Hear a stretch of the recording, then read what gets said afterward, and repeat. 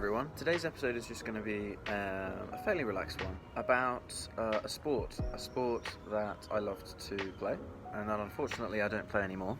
You'll be able to see that my background is the wonderful Antigua in Guatemala.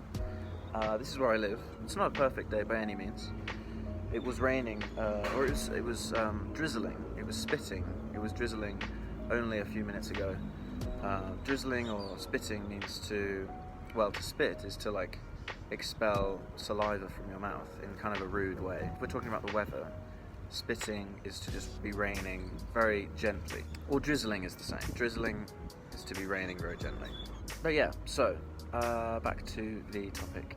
So the sport that I used to play a lot, and I mean a lot, I was playing like 3 times a week between the ages of 16 and let's say 19 or so, or maybe even earlier actually, maybe when I was 15 to 19. I played about 3 times a week, and I was doing fitness alongside that as well. I was taking it very seriously. And the sport is called hockey.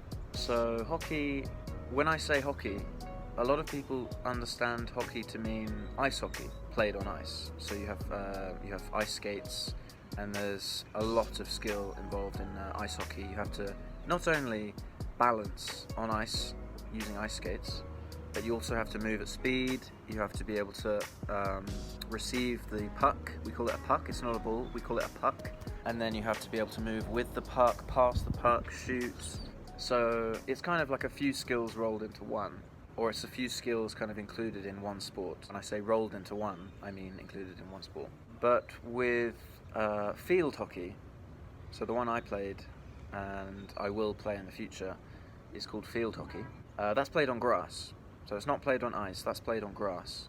It's played in a field, although it's grass, it's short grass.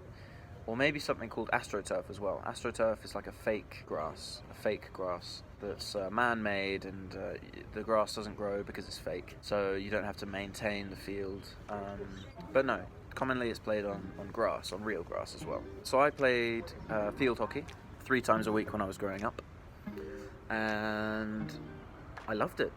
It was a sport that I was introduced to when I was young. I think I was like 11, maybe 12 or so.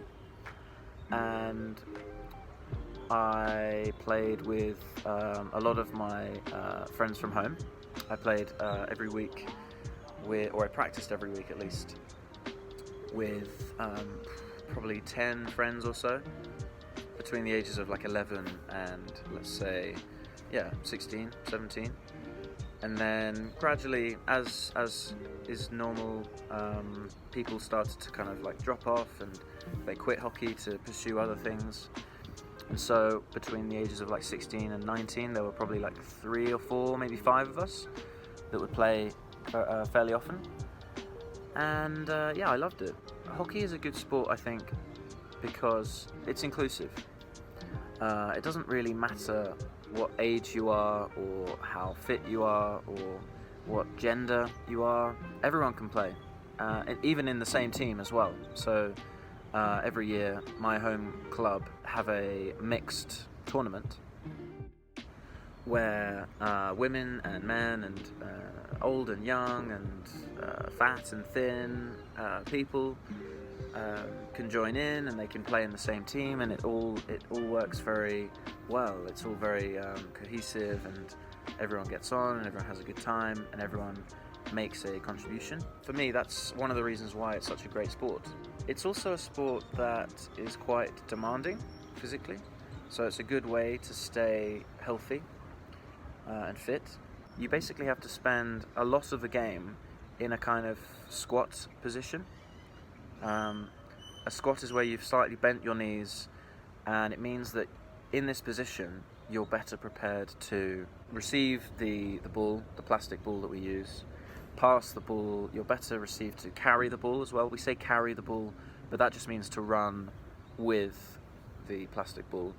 But yeah, so because you spend so much time in that position, you're using so many core muscles, or so many muscles throughout your body, that after each game you can easily feel very tired. It can be kind of a dangerous sport sometimes, and especially as you progress into the higher levels. if, for example, you play in defence, you have to defend against what are called short corners.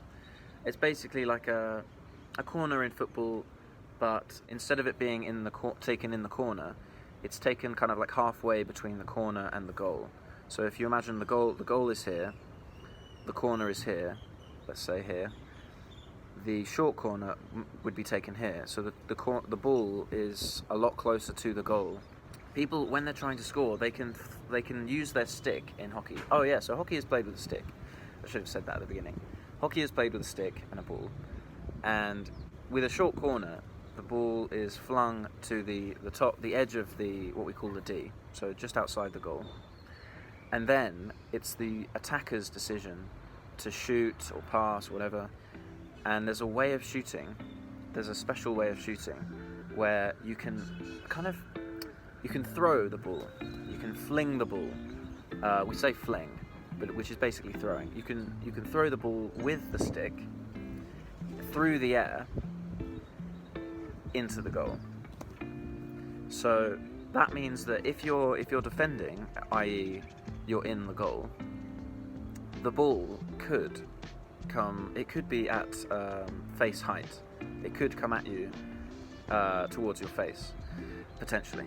And like I said, as you progress to the higher levels of hockey, that gets more and more common, that people will be able to basically throw the ball with their stick. And so, as you can imagine, that's if you have a ball, even albeit it's made of plastic, but if you have the ball coming towards you at full pace, and it hits you in the face, it can be painful, let's say. There is, it's very common to wear protection now. I think it might be obligatory, actually, to wear protection. But still, even with that, if it hits you on the shoulder, on the arm, or on the torso, which is this part of your body from your waist to your neck, it can hurt like hell. Yeah, it can hurt a lot. And I used to play in defence, so that was my first position. I used to play in defence, and then I think gradually I decided that wasn't the position for me, partly because of the fact that I realised I would have to defend against said short corners, but also the idea of scoring goals and of assisting goals, so passing the ball to another player who scores. That idea seemed more attractive to me, so I started playing up front. I progressed from defence to the front line in my team within the space of a few months. I think I just decided, you know what, I've had enough in defence, I'm going to go up front. And it worked well when I decided to do that. I was fairly quick, so I had that on my side. That was one of the advantages. And we had a very strong striker in my team, a very strong centre forward. Striker is a football term. We use centre forward in hockey. And so he would regularly get 30 plus goals every season. And as long as I just fed him the ball, or as long as I just passed him the ball, I could just let him go, and then he would score, or he would try, and then we'd have another opportunity later in the game. And then gradually I gained confidence, and I think in my last season, or penultimate season, which means the second last season, I think I got 5 or 6 goals towards the end of the season, and my confidence grew a lot. I made that decision. I decided to start playing up front. I think mainly it was useful because I was quite quick, and they needed someone younger that could run quickly and pass the ball to the main centre forward, who would, like I said, he would regularly get 30 plus goals every season. So he was a real asset to the team. He was a really valuable player. But unfortunately, I've not been playing hockey for the last few years. I left the UK a few years ago and moved to Spain. And although they do play hockey in Spain, I don't think it's as popular as it is in the UK. So I didn't find a team. And I knew that I wasn't going to be in Spain for that long. I ended up staying there for 9 months, and then I went travelling. And when you're travelling, other than the actual travelling itself and the exploring and the walking, etc., it's fairly difficult to exercise, let alone play in a team like every week. Yeah, so sport in general was kind of not really possible. And now I'm in Guatemala, and from what I've seen, people don't play hockey. When I say that I used to play hockey to people, they assume I mean ice hockey, simply because field hockey isn't really a thing. It's not popular. If people do watch hockey, they're watching the Canadian or the American ice hockey teams. But I think when I go back to the UK, I'll definitely start playing again. I miss it. I miss hockey because of the amount of time that I've invested into hockey and the skills that I've developed whilst playing hockey. It will always be a sport that I come back to. Even though I've spent a few years not playing hockey, I know that when I have the chance to join a team and spend lots of time playing in that team, I'll do it. I'll jump on the opportunity. I'll take advantage of that opportunity. Yeah, I'll go back to it. So that's a little bit about me. Tell me about which sports you like to play, or you liked to play. Which sports did you play in your childhood, or which sports are you playing now that you love or loved if you stopped playing? Tell me why you stopped playing as well. Did you find another sport to play? Did you run out of time? Did you have other commitments? Let me know in the comments section below.